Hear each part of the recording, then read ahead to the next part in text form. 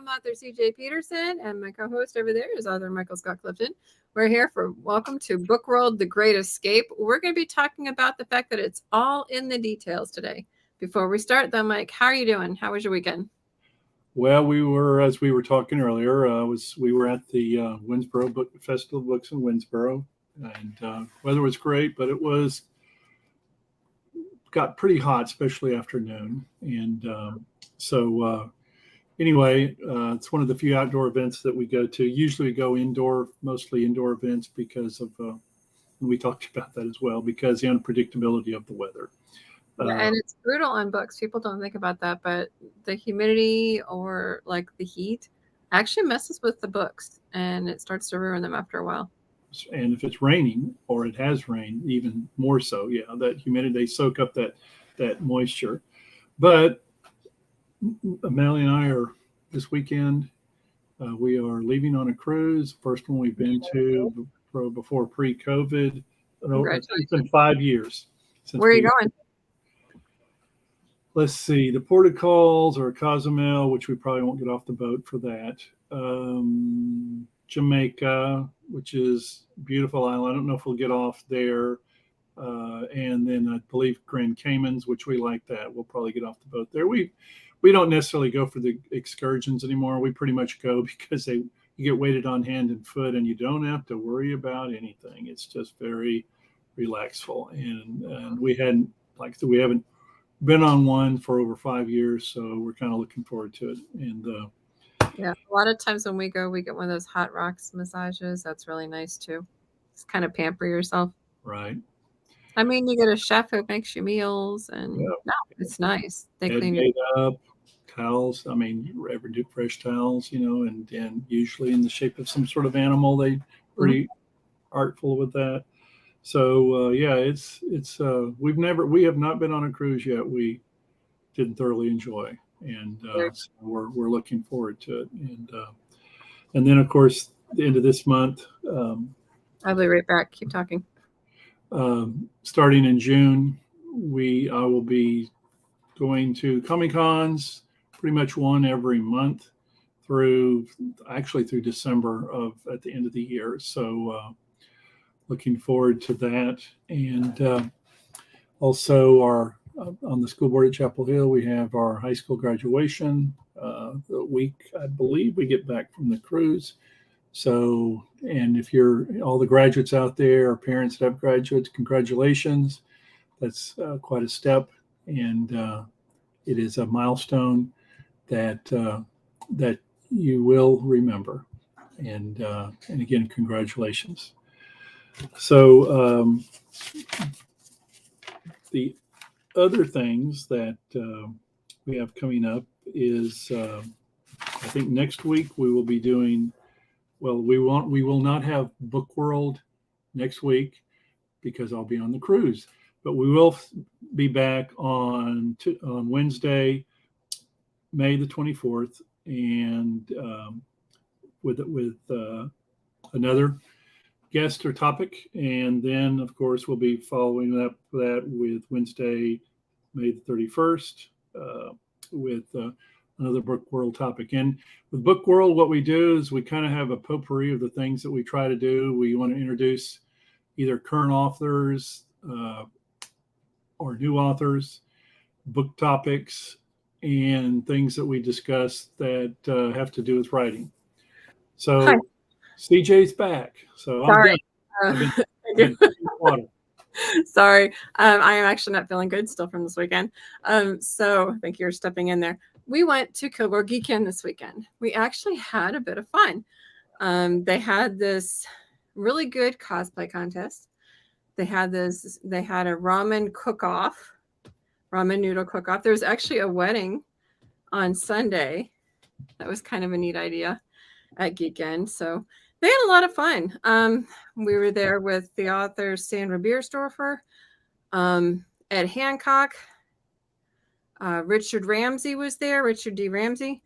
And then there were a couple other ones that were there. So it was fun. I enjoy it. Got to see one of my favorite cosplayers, Melody. She was there. And of course, Melissa and Rick, the owners and runners, coordinators of Kilgore Geekend are always a treat to talk to. So that was fun. But yeah, we actually had to leave for an family emergency on Saturday night early. Our daughter had to go to the ER. And then, like I said, I was sick Sunday, Monday, yesterday, and today. So I think it's going to get over soon because it's not fun. And Mother's Day weekend being sick is not going to be a treat at all. But this is my first official Mother's Day because we adopted our daughter on May 17th. So I'm super excited. So that makes me officially one. I was a stepmom, but now I'm a mom. So I'm super excited. So that'll be fun. Let's see what else. It was, for those who pay attention, it was Free Comic Book Day on Saturday as well. So we got free comic books. The vendor right next to us had comic books that he was giving away. So that was pretty cool. If you were at a Comic-Con, there was probably a free comic book day somewhere within there that you could have found a free comic book. Ours for this year was Spider-Man. Spider-Man. Yep. And then we got a couple of unique comic books. The one's kind of amusing. Mine was Star Wars Age of Resistance Heroes that I was pretty excited about. And Trevor got Deadpool Kills the Marvel Universe. So, when you could go and just have fun and enjoy your Comic-Con family, it's always a good weekend. So that was neat. So today we're going to be talking about the fact that it's all in the details. Mike and I are both authors, and we've had a myriad of authors on here. We've had a myriad of people like producers. Producers. We've had publishers. We've had artists. We've had everything in between. So the details actually apply to all of those. Oh, yeah. So the question is, can there be too many or can there be too few? And the answer to that is yes. And trying to find that fine balance is the question we're going to be talking about today. Well, it's the style in which one writes, and I think the genre in which one writes pretty much predicates to a large degree the kind of details that you'll be writing, and of course how detailed you want to be or want to get. So, for example, CJ, you and I write often in the fantasy realm, which you have world building in fantasy, and therefore your fantasy books, for example, the average fantasy book has more pages, a larger word count than most of the other genres. And one of the things, and we've talked about this before on the details, that I guess it depends on your audience, but how much scene description is too much? How much scene description is not enough? I have read books that were written, best-selling books that were written in the 50s and 60s and even some in the 70s that have been made into movies. I won't mention them on the air here, but you would recognize immediately at least the movie, if not the book. And I don't know that those authors would be as successful, or their books, I should say, would be as successful today as they were 30 or 40 years ago. Because I have found that readers, and this is a generalized statement, it's not true of everybody, obviously, but readers are a little less patient when it comes to getting from point A to point B. And I just think that's the world we live in now. I mean, what do you think about that, CJ? It's definitely an ADD society. So you have to grab them from the get-go. So starting something with like a page and a half of details or setting is not going to work well for you. You need to immediately have them dive into the story. Now, being fantasy authors and sci-fi authors, we do know that there is some world building that has to be in there. It's how you put it in there. You can't just do like I said, even 3 to 4 pages is too much. Because if they can't get past that first page, a lot of times readers will put it down because it is such an ADD society. They're more into audiobooks and film because they can be doing something while they're reading, quote unquote, reading books. And so if you just bog it down with details, I mean, you're going to have some setting. Sure. That's a definite must, because they need to know, and you need to reach all 5 senses when you set it up. But it's kind of how you set it up. Like, for example, the book I'm writing right now, you have no idea what this one character looks like till like chapter 10 or something. And that's because she doesn't know who he is when he walks in. And so you get to find out what color are his eyes, what color is his hair. But before that, you knew more of his personality than you knew of him. And sometimes the readers like to just have it left to their imagination. They're just like, okay, but you have to have something. Usually like the eye color is told, or the hair color is told, or if there's a height issue for a reason, it's told. A lot of it needs to anymore be assumed or presumed by the context that it's in. Right. I like, me personally, and I read cross genre. I like fiction, mysteries and thrillers, and as well as sci-fi and fantasy. So I read across genre, and I personally tend to like more detail when it comes to, for example, you enter a room. What's the color of the carpet? Mm-hmm. Is it all sheetrock or is it wood paneled? Mm-hmm. Is there a vaulted ceiling or is it flat? And I like that because I think it embellishes the imagination and what the environment that the character or characters are entering in. But I do know that I do get impatient, and here I am in the fantasy genre, which I generally write in, where I do feel like there is too much.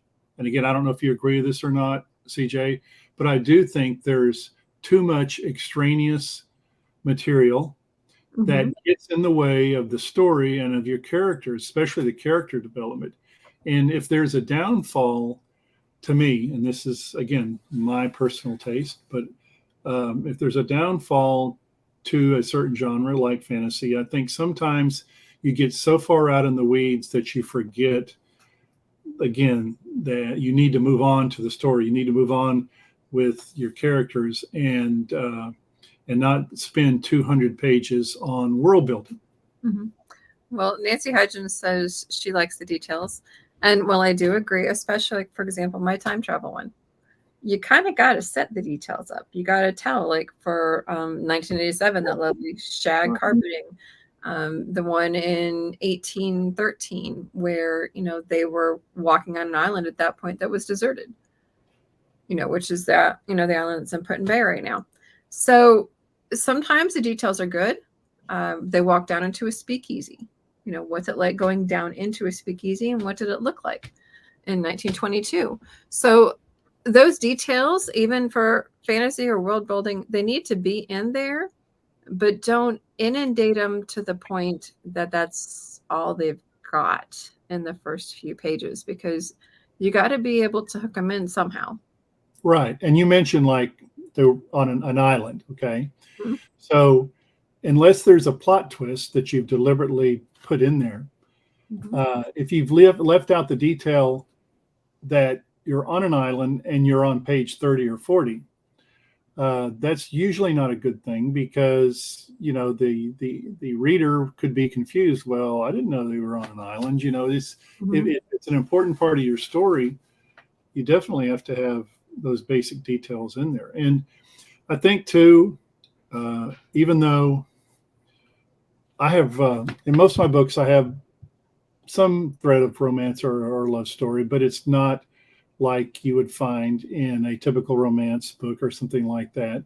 That's not the genre that I write in, and it's not the most important part, although it could be an important part. But I think when you come to the emotion or emotions that you are describing of your character, I do think that you need to, as a writer, as an author, you need to err on the side of maybe a little too much instead of too little, because the emotions of your characters are what defines them.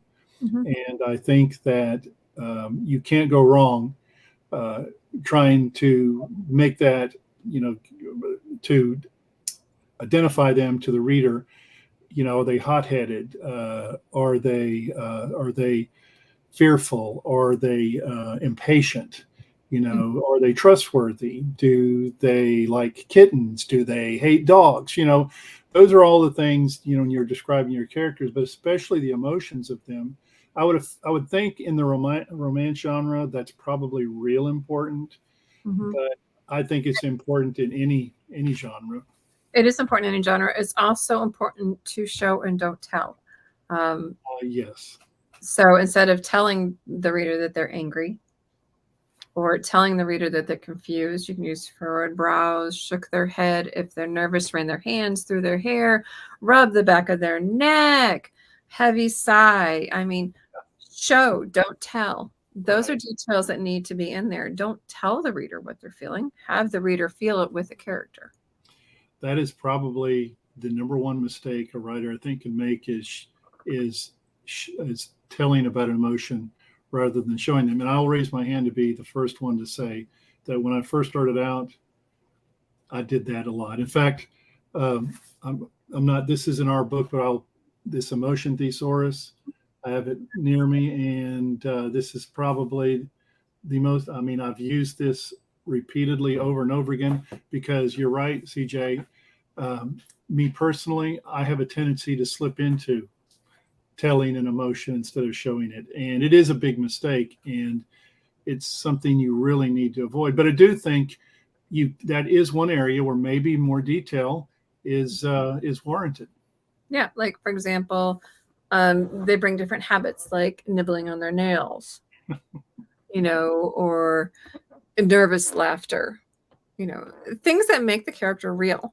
And it allows the author or allows the reader to, as I said before, dive into the mind of the character themselves, which pulls them further and deeper into the story. I think that's Nancy who said she loves the emotional thesaurus. But yeah, I use that thing. That's one of my Bibles when it comes to writing, is that emotional thesaurus. I actually have it on my Kindle as well as the book itself. There's actually a whole series of books that the authors have written that are kind of follow along that line on writing. And I cannot think of it now, but there's one very closely related to it that I've been meaning to get. That it's like kind of like your Bible. You go back and forth, you look at it. I do think that there's one called the Master Series that I shared with the Spring Writers Conference in Netwo. Okay. That's one that has like settings and helps you figure it out. But the best way to do it, honestly, is your five senses. What do you hear? What do you smell? What do you see? What can you touch? Make sure you hit all five of those senses when you're talking about the actual scene. You will know more than the reader is to know. The only thing I would add on just one more statement on the emotion is be careful not to, in your description of the emotion of the character or emotions of the character, don't slip into cliches because it's easy to do. And again, made that mistake, been there, done that. Not so. I speak from unfortunate experience. Watch the cliche-ish descriptions, of the emotion of your characters. Well, that and even just describing your characters. Yeah. Well, cliche in any writing. Sound is $1, cliche. Went off like a rocket, cliche. We probably can come up with about 1,000 in less than 5 minutes. So, but the worst ones, I think, are the ones that you use when describing the emotions of a character. Some writers I found that I like, authors are very inventive and unique in their description of the emotions of their characters. And if you can tap into that, I really think that that's a winner every time. As long as you're not so off the wall that a reader doesn't. Well, what exactly does that mean? So And sometimes they can get inundated to the point that if I'm reading the book and I roll my eyes because every single paragraph has a description in the middle of a conversation, it gets kind of frustrating because it pulls away from the story. So instead of she said this while doing this, and he said this while doing that, and then she said this while doing that, and then he said this while doing that, and just he said this, she said this, he said, she said, he said, she said, just zap it down. Mismatch, yeah. If you do that after every single part of a discussion, it's going to drive the reader nuts and it pulls away from the conversation. Right. They're doing it while they're talking. Greg Little, who we had on last week, one of the questions I asked him about, because we talked a little bit about the science or science fiction of the books that he wrote. And one point he made was that even though it's science, quote, fiction, okay, you still have to write it in a way that it's possible or believable, which again is a detail, especially with science fiction. You just can't make something up that everybody knows a million years from now is still going to be impossible. You have to have enough detail you have to have enough scientific basis in fact, even though it's fiction, so that it's possible to the reader. It's not so far-fetched that that it's basically bleeds over into fantasy, for example, and it's not necessarily plausible. Yeah. Yes. Yep. It definitely has to be plausible. It has to have some sort of basis in realism.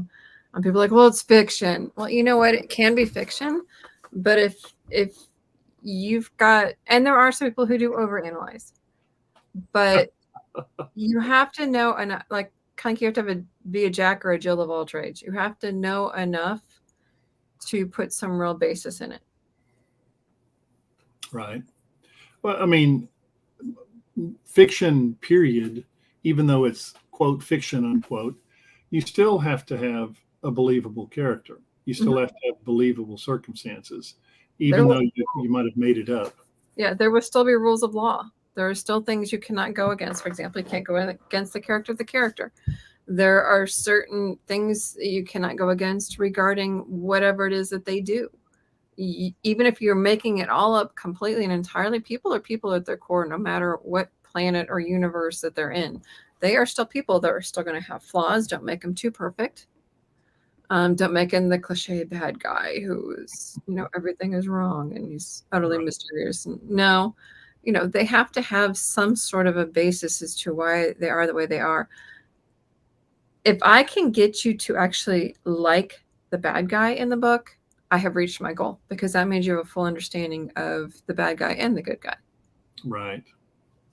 We don't talk much on Book World about nonfiction, but I would say that with the details, that nonfiction, that would be extremely important, because the details are what makes it nonfiction. So if you're writing a gardening book, I love to garden, then whatever facts, figures,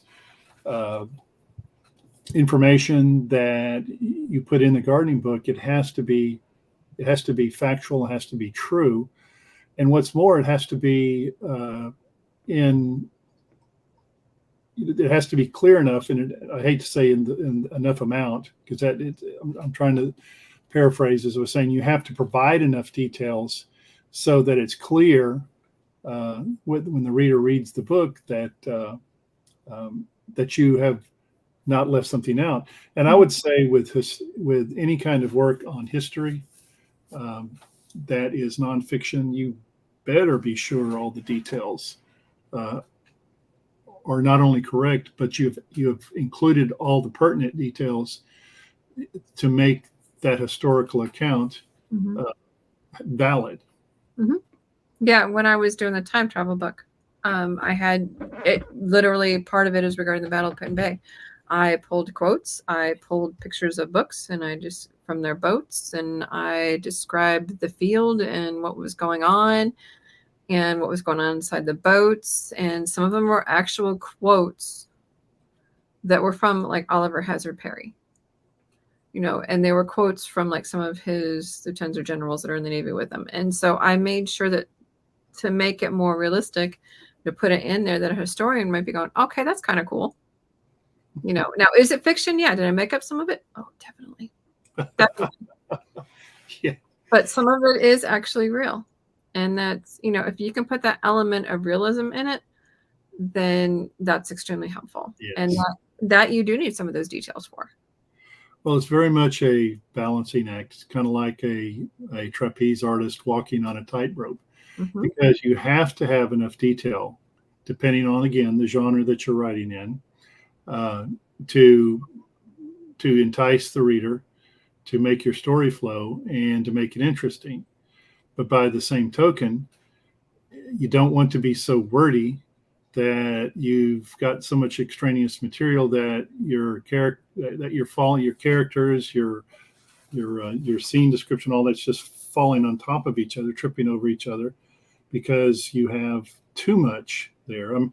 I've heard it. I heard somebody tell me to say it once. I don't remember now where I read it or if I heard it, but basically it came down to the sentence that if you can say in one sentence, this is in writing, if you can say in one sentence what someone else took a paragraph to write, you're always going to come out on top in terms of your book and your readership, because it's always better to describe most of the time in one sentence what it takes a paragraph to say. Because again, we live in an impatient society. That's my take on it. And I think particularly among younger folks, younger kids, they're even more so that way.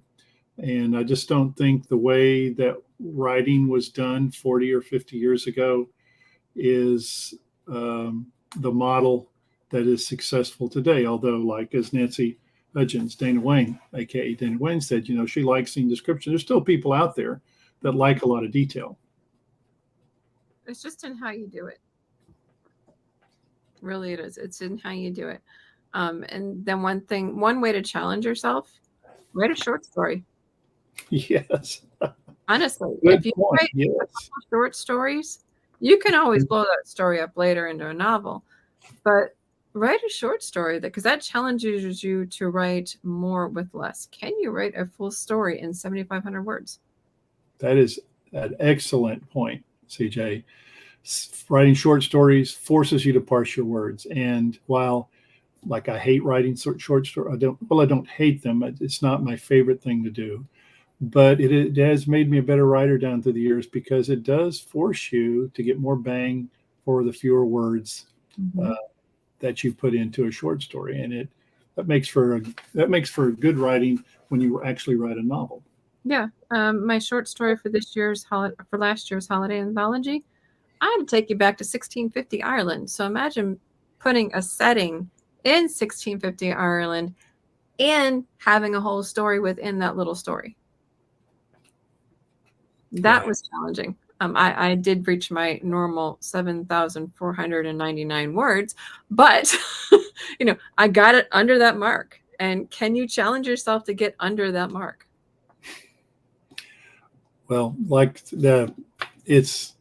it helps you. It helps to make you a better writer, because again, you have to get more bang for your buck with fewer words, and it makes you have to get $100 worth out of a $10 sentence. And I think it just makes you a better writer. And again, regardless of genre that you write with, you write in. And I will say one last point, and with fantasy in general, I think one of the biggest problems that I've seen with fantasy down through the last 20 or 30 or 40 or 50 years is the fact that there is too much extraneous material in fantasy books. They're too big, they're too long, they're too wordy. And although there's lovers of fantasy that'll read those books, where are the new readers coming from? The ones who don't have the patience, or who that's not their first choice of genre. So I really do think if you're out there and you're writing, regardless of genre, but particularly in fantasy, you know, don't write a doorstop. Don't write a ship anchor. You know, Being a million word. yeah, don't do a 1,000,000-word manuscript. Who would do that? No idea. Well, awesome. I love that idea. Just a quick announcement or two. Number one, we will not be here for the next 2 weeks. As Mike mentioned, he's going to be going on a cruise. The weekend after this, we're out of town. So on May 31st, we'll be returning for Waiting for Your Muse / What Do You Do with Writer's Block?